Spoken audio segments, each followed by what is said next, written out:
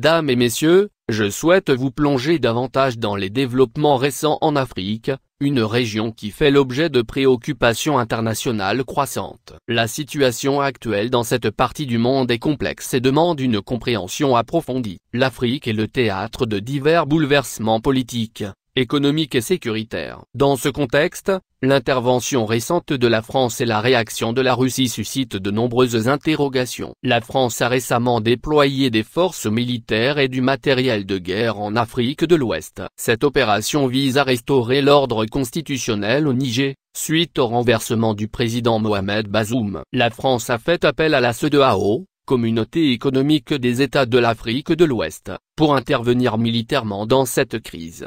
Cependant, des critiques se font entendre quant aux motivations réelles de la France. Si la France affirme agir pour rétablir la stabilité politique au Niger, certaines voix suggèrent que ses véritables motivations pourraient être d'ordre économique et géopolitique. En effet, la France possède des intérêts économiques significatifs en Afrique de l'Ouest, notamment dans les secteurs de l'énergie et des matières premières. Le contrôle de la région est donc stratégique pour elle. Un élément intrigant de cette situation est le déploiement de 50 commandos ivoiriens et nigérians dans le cadre de la création de la force ouest-africaine d'intervention au Niger. Ces commandos ont des missions diverses, notamment l'infiltration, la reconnaissance, le sauvetage, l'attaque de cibles stratégiques et le sabotage. Ils sont formés pour des opérations délicates et dangereuses. Ce qui attire l'attention, c'est la coordination étroite entre les commandos ivoiriens et les forces spéciales françaises. Cela suggère une implication plus large de la France dans la région et soulève des questions sur l'objectif ultime de cette intervention.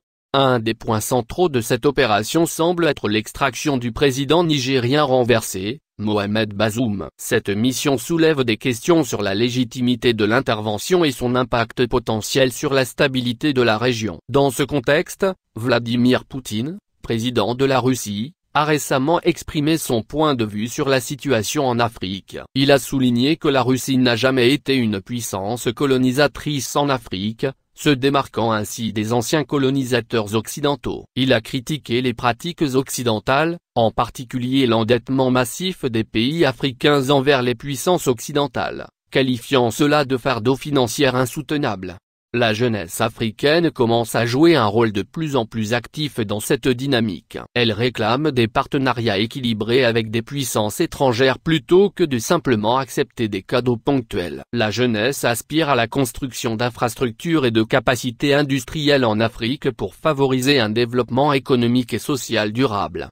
La situation en Afrique est complexe et multidimensionnelle, avec des enjeux économiques, géopolitiques et humanitaires importants. Il est essentiel de comprendre les motivations des acteurs impliqués et de suivre attentivement les développements à venir. Les déclarations de Vladimir Poutine mettent en lumière la nécessité d'une réévaluation des relations entre l'Afrique et les puissances occidentales. Les Africains doivent rester vigilants et engagés dans la recherche de solutions durables pour leur continent, afin d'assurer sa stabilité et son développement à long terme. Le futur de l'Afrique dépend en fin de compte de la capacité de ces peuples à façonner leur propre destinée.